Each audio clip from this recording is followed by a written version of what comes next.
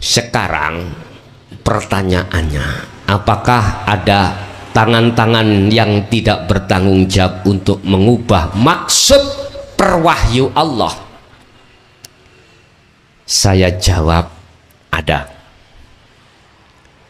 Bahkan sudah lama itu diprogram supaya maksud maksud satu persatu wahyu Allah yang kita terima itu tidak sesuai dengan aslinya.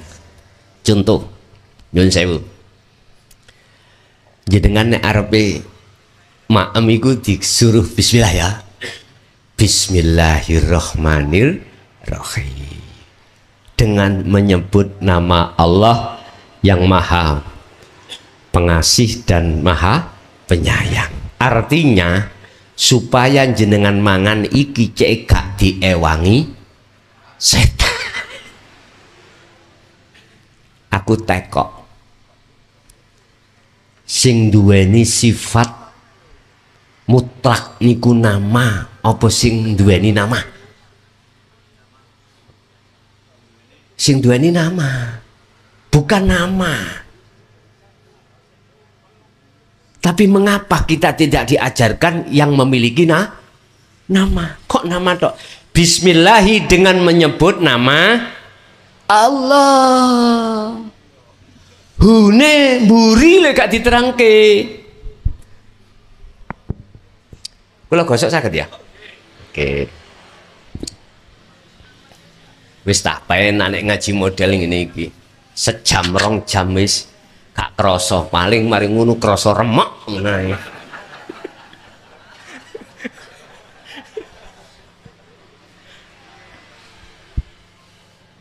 Lho iki wis ana bismillah iki lho dulur.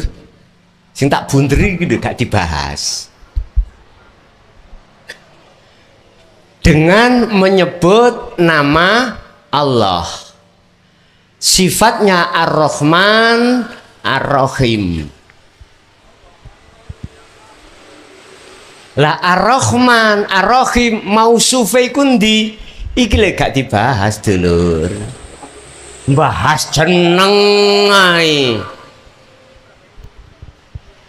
Wis. Yang menjadi pertanyaan saya, mengapa yang memiliki nama Allah di situ tidak dikenalkan? Apakah nama itu bisa untuk menyegah nafsu? Apakah bisa nama itu mendatangkan mudarat dan manfaat? Mestinya yang memiliki nama. Tapi mengapa itu gak diomongke lho? Gak diajarke, padahal sifatnya wahyu itu Pak, mohon maaf, dari Allah ke Rasulullah itu tidak akan pernah ada yang bisa untuk merekayasa. Sifatnya wahyu itu aman, mutlak keamanane. Cuman kok yora digenahke asline lho niki lho. Wis krasa wegah jenengan. Oke, kalau kita ngomong babakan proses tahapan, oke. Dari syariat, thariqat, hakikat, makrifat. Lantas mengapa kalau ada seseorang atau orang dekat kita naik hakikat makrifat kok ya didendeni? Ayo, wa yastahibbunal hayatad dunya 'alal akhirah wa yasudduna an sabilillah wa yabghunaha 'iwaja. Surat Ibrahim ayat 3. Ayo, didendeni. Ojo engko gendeng. Ojo, iku sesat. Wis. Makanya mohon maaf. Jadi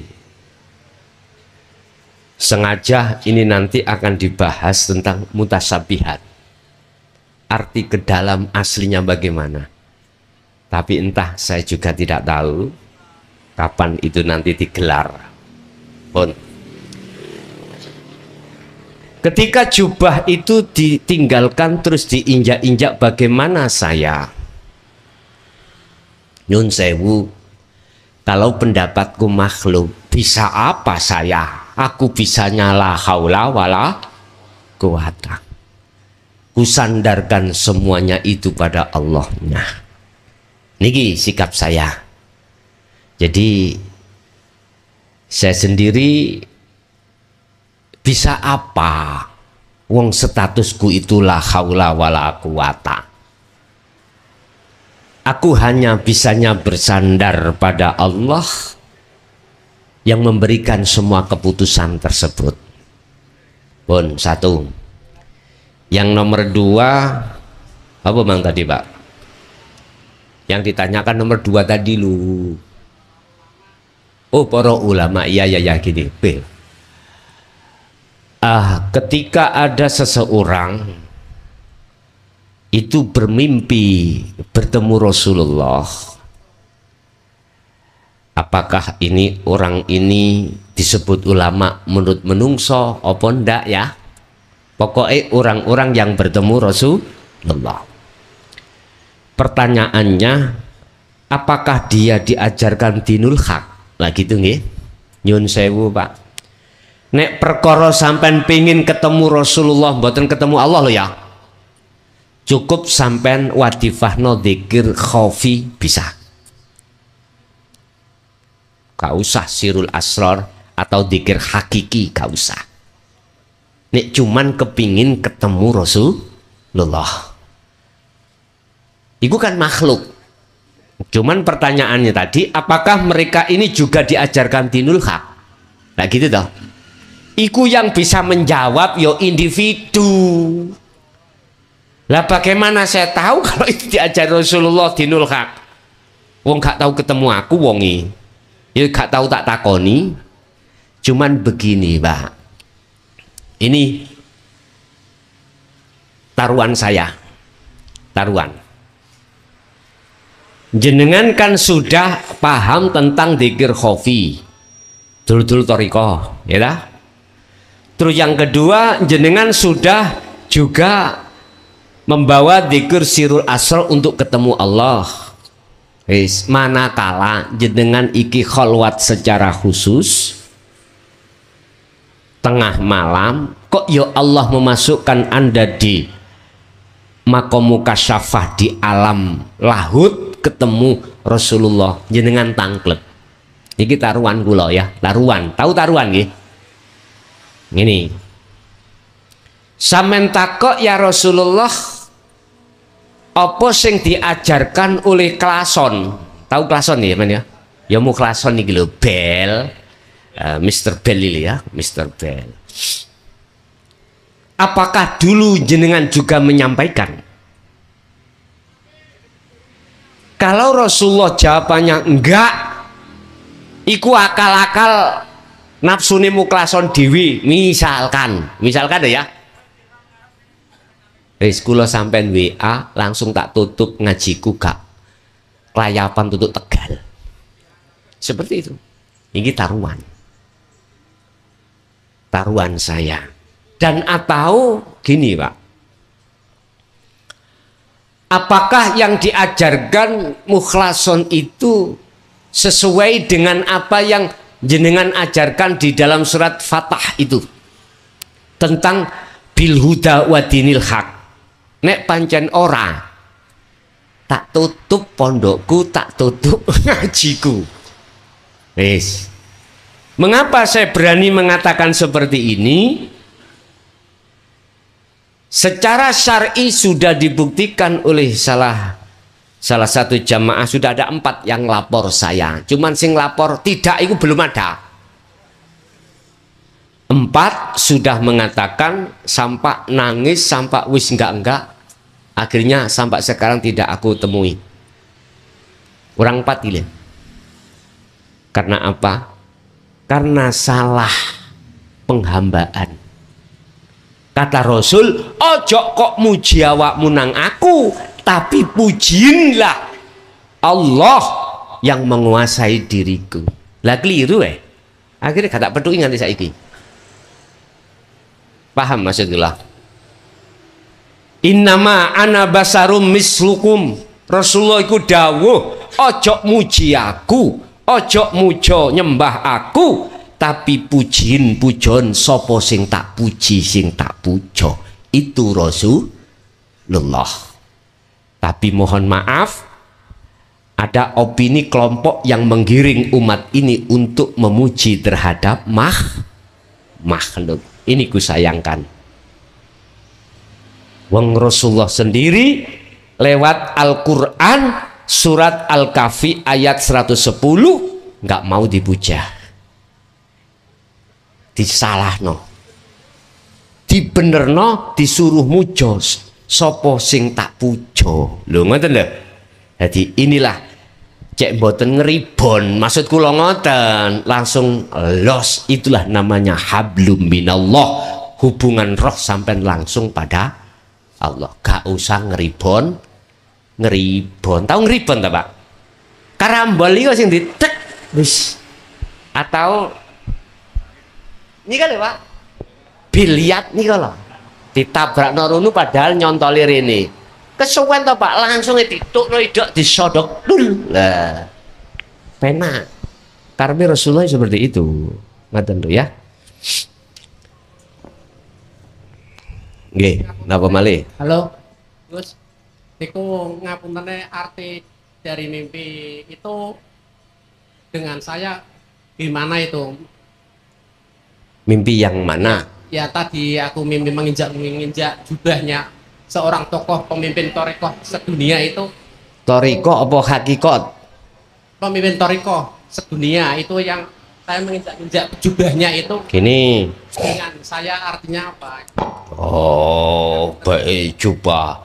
Wong ahli hakikat yaiku ajaran iki dilok-ilokno. Udah. Wis berarti salah komunikasi. Sekarang di dalam thariqah munculnya dzikir la ilaha illa huwa al hayyul qayyum, surat Ali Imran ayat 2 kalau nggak salah. Tidak ada Tuhan yang wajib disembah kecuali Dia. Dia itu adoh, jauh. Metune dzikir namanya khafi atau sirri, disebut di dalam hati ngucap Allahu Allah. Iki ning thariqah ya. Siapa yang sudah masuk thariqah akan paham dzikir khafi. Lah sebelum kita suluk lewat wiritan dzikir ini, kita ada istilah robitoh. Robitoh. Robitoh itu menghadapkan wajahmu terhadap wajahnya mursyid, ya, paham ya? Yes. Dengan alasan kau bisa sampai pada Allah karena lewat aku. Akhirnya berbicara masalah sanad, masalah sanad. Itu yang terjadi. Cuman saya berkata atas diri saya sendiri.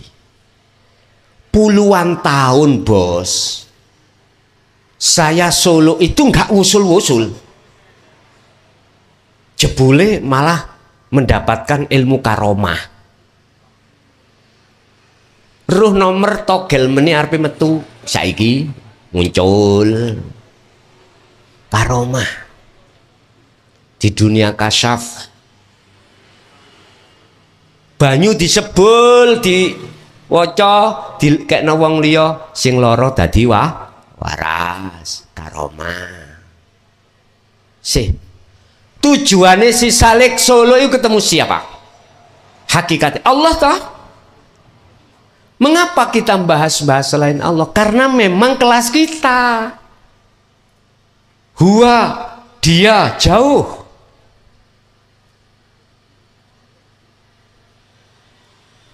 Mestinya harus naik ke anta. Anta dekat kamu. Kalau kita ngomong kamu berarti sudah dekat. Kata Rasul, inilah iman yang sudah ihsan. Anta budallaha ka'annaka taroh. Ini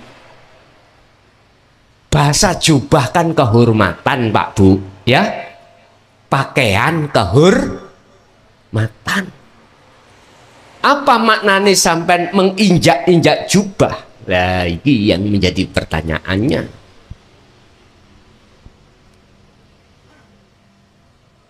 Ketika ada istilah proses seseorang mengenal awal-awal dinul haq, ngapunten, dipahamkan Allah tentang masalah kerohanian hakikat pada Allah.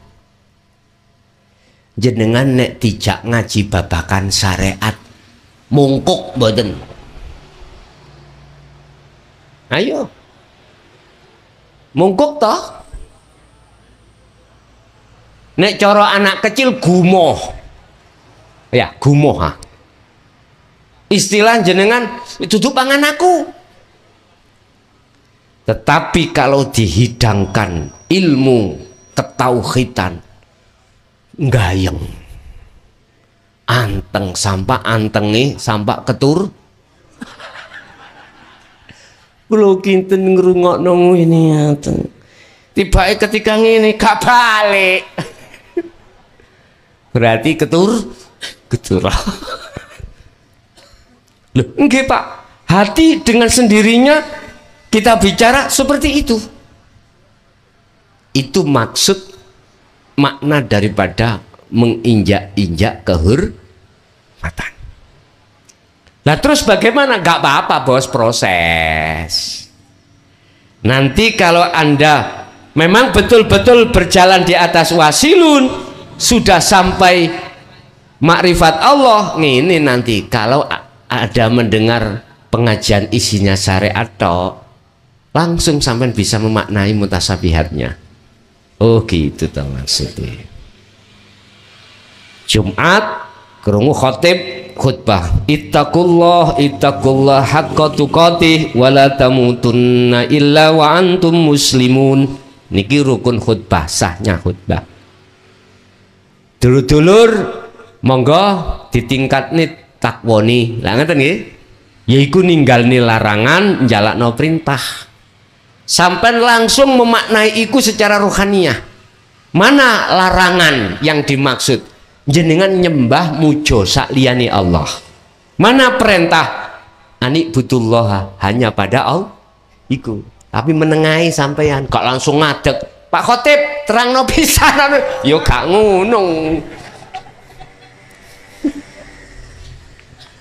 Jelas nggih? Jadi bentuk hati sampean iku mang gumoh, gak seneng. Itulah makna daripada menginjak-injak jubah tadi. Artinya lah gak kanggo ngaji ora ene isine. Biasanya ngoten. Ning mriki ya toh gremeng ngoten iku. Sebetulnya sama. Yang kita golongan ahli hijab ketika ditui ilmu hakikat keceron. Wes. Akhir panas iki ndang mulai hae.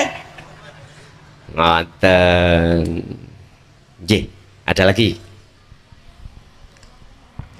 Assalamualaikum warahmatullahi wabarakatuh. Alhamdulillah Gus niki kula senang banget derek kajian jenengan. Dan niki kula badhe tanglet mboten angel-angel sing gampang mawon, tapi kula rada bingung. Niki sing pertama badhe kula tangletaken masalah bab salat. Masalahnya niku salat kan ajarane Kanjeng Nabi nggih. Lah niki kula hidup buat tentang zaman Kanjeng Nabi. Nggih, lah pertanyaan kula sing pertama, dulu niku Kanjeng Nabi salat dhisit napa ngilmu dhisit? Nggih.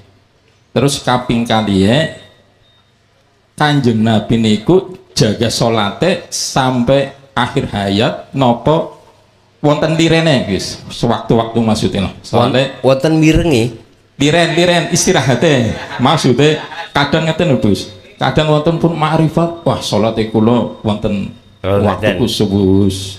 Ada berhentinya. Iya. Ya. Ngaten mawon nggih Gus. Nggih. Matur suwun sanget Gus. Niki kula seneng banget nderek pengaosane jenengan. Nggih. Apa mang sing pertama lali aku, Bos. Nggih, sing pertama niku angsale Kanjeng Nabi salat riyin napa diparingi ilmu riyin niku sing pertama. Ilmu atau nggih. Nggih. Pun. Ngilmu dhisik apa praktek dhisik? Nah ngene ya. Salat dhisik apa praktek dhisik?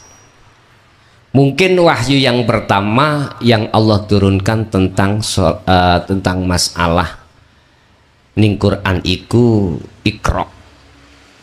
Iqra adalah salah satu kalimat perintah. Bacalah.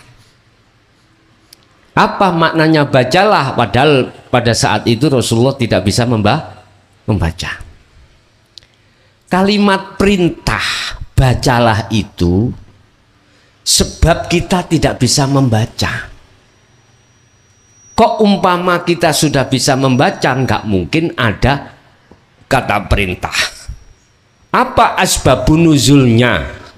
Turunnya surat Iqra, bacalah. Karena memang pada saat itu belum bisa membaca. Terus caranya kita membaca berarti harus belajar. Belajar berarti tolap ngelmune dulu. Belajar dulu. Setelah kita belajar ngelmune baru membaca. Setelah kita membaca baru benar yang disebut sallu kama ra'aitumuni usolli. Berarti berilmu dulu kemudian ngelakoni.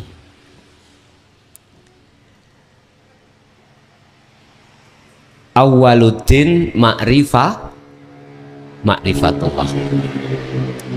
Kita beragama, awal beragama kita harus makrifat Allah dulu. Lah makrifat terhadap Allah, terhadap Tuhan itu juga ada prosesnya, nama, sifat, terus zat, artinya yang memiliki nama. Ada beberapa proses di situ. Coro saya mau pengen ketemu Desi, Pak, untuk bercinta. Ya aku kuduruh namanya dhisik. Berarti ada yang mengenalkan. Son, di Jakarta itu ada orang namanya Mbak Desi Ratnasari. Sifatnya piye? Bla bla bla bla bla bla. Akhirnya cocok ning atiku. Tak sesuai no antara nama dengan sifat dengan wujud yang disifati. Cocok apa enggak? Akhirnya cocok, ketemu. Inilah akan tumbuh dalam diri saya cinta yang disebut cinta sejati, cinta yang tidak tahu berkhianat. Nah ini kepada Allah seperti itu. Jadi seharusnya itu ilmu dulu, Pak. Seharusnya ikut ilmu dulu. Sebab seseorang tidak akan pernah dikatakan benar melakukan sesuatu manakala itu tidak dengan ilmu. Man aradad dunya fa'alihi bi ilmin. Barang siapa yang ingin dunianya sukses, pertama harus berilmu. Nah, berkenaan dengan ilmu, maka kita harus mencari siapa yang punya ilmu itu untuk belajar. Bahasa kita harus mencari ilmu yang untuk mendasari ruhaniyah kita supaya berakhlak ilahiyah pada Allah. Kata Rasul, walaupun adanya di negeri Cina, maka kau harus ke sana. Sampai hadis Rasulullah iku wajib tolek ngelmu mulai songko ayunan embok sampai dumugi ilal lakhdi, sampai dumugi pati. Iku artinya sampai kapanpun Anda tetap wajib mencari ilmu sing untuk menuju masa kang abadi. Apa? Man aradal akhirah fa'alaihi bil, ya ini. Jadi Pak harus ilmu dulu. Logikanya saya kasih contoh. Saya mau pasang banner reparasi TV rusak. Saya sebagai reparasi TV rusak. Artinya TV ini mengharapkan bisa hidup. Lah ini kalau saya tidak punya, gak belajar di ilmu elektro, mana bisa? Gak iso. Saya harus belajar dulu kursus ilmu elektro baru buka banner menerima TV rusak. Nah, ini manakala suatu saat ada masyarakat yang ingin membetulkan TV rusak, kita nggak bingung. Kita tahu, oh ini letak yang menjadikan dia tidak berbunyi, tidak keluar gambar. Bagi ahli elektro mesti tahu Pak. Tapi bagi kita yang tidak pernah tahu ilmunya, melihat TV rusak, ya digelak-gelak tok. Ayo coba nekato sawaderi Pak, mbuh wis kabel sing ireng dilih, sing abang dilih, iki BE ngono barangkali. Diodenya oh ini, elko-nya oh ini, IC-nya oh ini, boso sudah disoderi dilebokno nang listrik, gak metu gambare malah metu belu, iku namanya konsleting. Karena kebutaan kita tentang ilmu. Sama Rasulullah pun juga dididik oleh Allah langsung, walaupun bahasa syariat harus melalui malaikat Jibril. Itu pasti ilmu itu disampaikan dulu.